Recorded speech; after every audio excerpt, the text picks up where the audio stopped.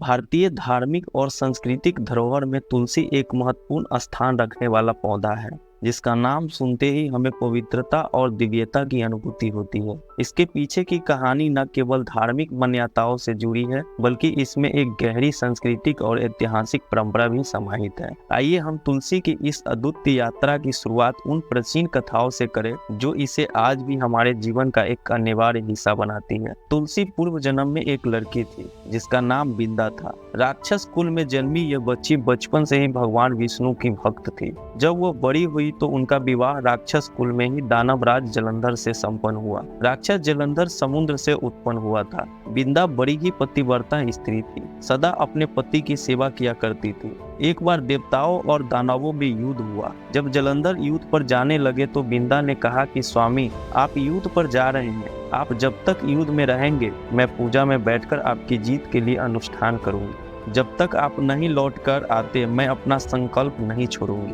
जलंधर तो युद्ध में चला गया और बिंदा व्रत का संकल्प लेकर पूजा में बैठ गई। उसके व्रत के प्रभाव से देवता भी जलंधर को न हरा सके। सारे देवता जब हारने लगे तो विष्णु जी के पास पहुंचे और सभी ने भगवान से प्रार्थना की।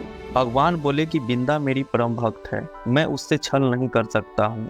इस पर देवताओं ने बोला कि भगवान दूसरा कोई उपाय है तो बताएं, लेकिन हमारी मदद जरूर करें। इस पर भगवान विष्णु ने जलंधर का रूप धारण किया और बिंदा के महल में पहुंच गए। बिंदा ने जैसे ही अपने पति को देखा तुरंत पूजा में से उठ गई और उनके चरण को छू लिया। इधर बिंदा का संकल्प टूटा और उधर युद्ध में देवताओं ने जलंधर को मार दिया और उसका सिर काटकर अलग कर दिया। जलंधर का कटा हुआ सिर जब महल में आ गिरा तो बिंदा ने आश्चर्य से भगवान की ओर देखा, जिन्होंने जलंधर का रूप धारण कर रखा था। इस पर भगवान विष्णु अपने रूप में आ गए और कुछ बोल न सके। बिंदा ने क्रोधित होकर भगवान को श्राप दे दिया। उनके श्राप की वजह से भगवान तुरंत पत्थर के हो गए। सभी देवताओं में हाहाकार मच गया। देवताओं की प्रार्थना के बाद बिंदा ने अपना श्राप वापस ले लिया। इसके बाद वो अपने पति का सिर लेकर सती हो गई। उनकी राख से एक पौधा निकला। जब भगवान विष्णु ने उन पौधों का नाम तुलसी रखा और कहा कि मैं इस पत्थर रूप में ही रहूंगा, जिसे शालिग्राम के नाम से तुलसी जी के साथ पूजा जाएगा। इतना ही नहीं, उन्होंने कहा कि किसी भी शुभ कार्य में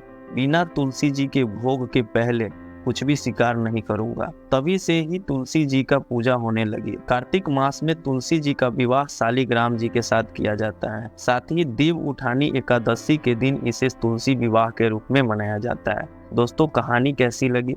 अगर कहानी अच्छी लगी हो तो वीडियो को लाइक और चैनल को सब्सक्राइब कर दें। राधे राधे।